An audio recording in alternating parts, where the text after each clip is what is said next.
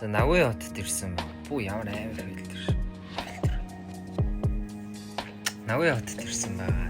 За Токиотоос Нагуя хот руу ингээд шивэсний ажлаа хийхээр гарахаар болсон. За манай дүү надад нэг таатлах шаарж өгöd тэгээ хоолоо хийгээд гэрээ хараад үлдчихэж байгаа. Гэрээсээ гараад нэг 8 минут алхаад метрондоо суугаад Токио стейшн руу өдөлсөн. За миний хувьд Сайтама хотын Яцука стейшнд амьдардаг. Тэгээ Токио стейшн руу очиход нэг 50 минутыг зарцуулдаг. За энэ блогороо дамжуулж юу хэрэгхийг зорж байгаа вэ гэхээр за мэдээж би янз бүрийн шивэсний тайлбарууд оруулаад явдаг. За тэгээд энэ удаагийн блогороо дамжуулаад шивэсний ажил ерөнхийдөө яаж явагддаг, процесс нь ямар байдгүй, шивэс хийхэд ямар цаг хугацаа зарцуулдаг гэдгийг хамгийн энгийнээр ойлгуулахыг хичээгээд ийм блог оруулахар шийдсэн. За явж ирээд шууд тасбараа аваад 22:50-аас автобусандаа суугаар болсон. Тэг шаардлагах газар юмнуудаа үлдээгээд за мэдээж Токио стейшн бол үнэхээр гоё газар болохоор орчин тойрныг харахаар гарсан. Токио стейшн Японы хамгийн алдартай дүүхэн дөмөг замуудын буудлуудын нэг бөгөөд 1914 оны 12 сарын 20-нд байгуулагдсан.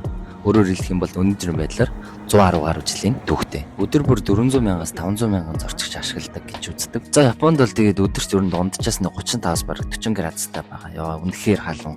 За тэгээд нэг уух юм авч уучаад мэдээж хоол идээд автобусаа үлдээсэн. Хөдлөх бас арай болоог байсан болохоор дахиад орчин тойрныг харж жоохон гадуур алхсан. За автобусандаа тэгээд суусан өөрийн 6 цаг хүртэл явах хэвээр. Тэгээд шөнө нэр нь унтаад очсон. За тэгээд өөрийн 6 цагт Нагуя хотод ирсэн. За дахиад метрондоо суугаад нэгэн буудлаа яваад дүүгиндээ очино. За тэгээд өөрийн 6 цагт новшин шатам халуун байсан. За тэгээд дүү төлхөрөө үлдээгээд ажилдаа явсан байсан. Гэрт нь очисон. Нагуя хотод ирэхдээ ер нь байнгын дүүгиндээ ирдэг. За тэгээд Нагуя хотод найзуудад дүүнер бас байдаг. Бүгдэнд нь баярлалаа гэж хэлье.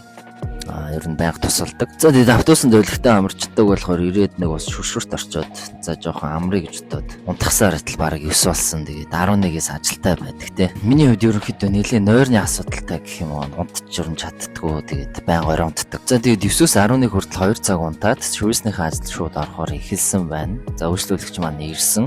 За өөрөө претлэр үсээ авах гэж байгаад ингээд 2 газар цусаа гаргасан байна. Би ер нь авч өгөх ёстой байсан. За өөрөө аавь гэдэг ингээд балаа юм болчих. За тэгээ шагаа найзгаа нэг шивэсний гэрэл ор 2 аваад тавьсан байгаараа гэсэн чинь за гэрлэн захиалгаар ирсэн байна. За тэгээ зургийг гаргаад шивэсээ эхлэх гээд ерөнхийдөө 1 цаг гэж эхэлсэн. За дундуур нэг хоол идээд шивэсний ажил үргэлжлүүлээд орсон. За зоржсэн дүү маань тэгээд Монгол хэв маягта бас гоё шивэс сонгосон. За тэгээ өөрийнхөө хамгийн чадхаар сайнаар хийж өгөхийг зорьсон. За шивэс одоо тэгээд суудаг ажил гэсэн новшиж үнэхээр их ядардаг юм харилцсан толгоо байнга ажиллаулдаг болохоор за олон цаг суухаар бүр ингээд амар ядардаг.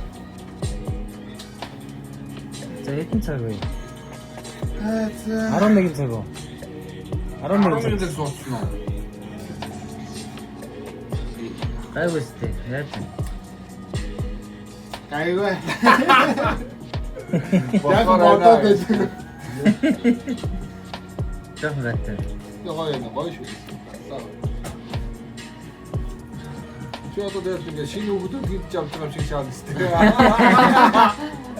За маш шагаа ирсэн байна. Манай Бишка тас. Арай тасдаг. За тэгээд өнөөдрийн ажил маань бол ингэж байна. За блогоо тэгээд би нэг 2 хоногийн зайтай чадвал оруулахыг хичээнэ. За тэгээд бас ядаргаатай ажил юм аа. Одоо нэг 3 цаг. Дараагийн бичлэгээр уулзцгаая.